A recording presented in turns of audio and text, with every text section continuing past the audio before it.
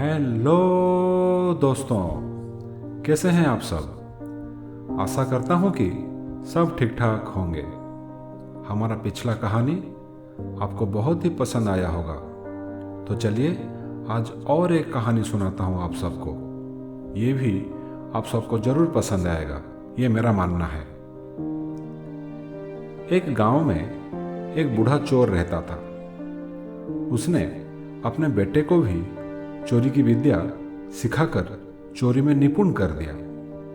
अब वो बेटा चोरी करता और दोनों बाप बेटे आराम से जीवन बिताते।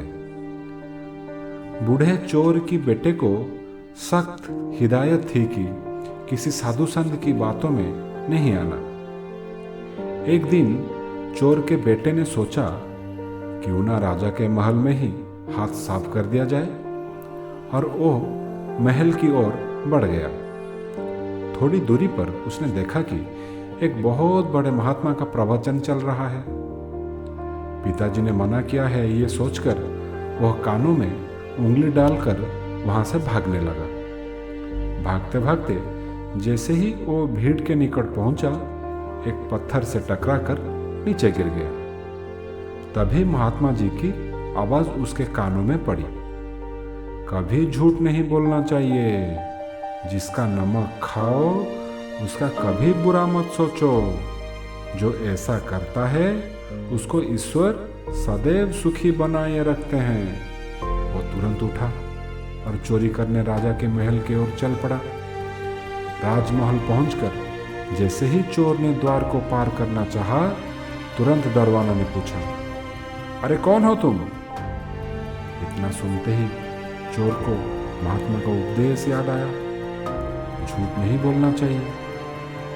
चोर ने उत्तर दिया, मैं चोर हूं। दरवान ने कहा, अच्छा ठीक है जाओ। उसने सोचा राजमहल का नौकर मजाक कर रहा है। सच बोलकर चोर को राजमहल में प्रवेश मिल गया। चोर एक कमरे में घुसा। वहां उसने ढेर सारा पैसा तथा जेवर देखा। उसने एक थैले में सब धन भर लिया और दूसरे कमरे में घुस गया। वहां अनेक प्रकार का भोजन रखा था। वह खाना खाने लगा। खाना खाने के बाद वह थैला उठाकर चलने लगा कि तभी फिर महात्मा का उपदेश याद आया, जिसका नमक खाओ उसका बुरा मत सोचो। उसने सोचा खाने में नमक भी था, अतः मुझे राजा का बुरा नहीं सोचना चाहिए। इतना सोचकर वह वापस चल पड़ा। पहरेदार ने फिर पूछा, क्या हुआ, चोरी क्यों नहीं की।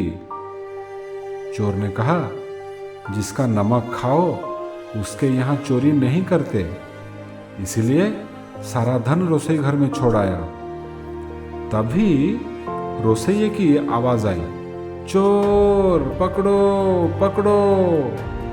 तो दरबान ने चोर को दबोच लिया और राजा के सामने पेश किया।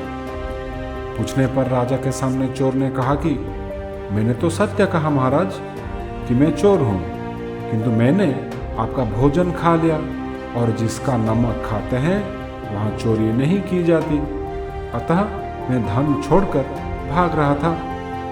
चोर के उत्तर से राजा बहुत प्रसन्न हुआ और उससे अपने यहाँ नौकरी दे दी।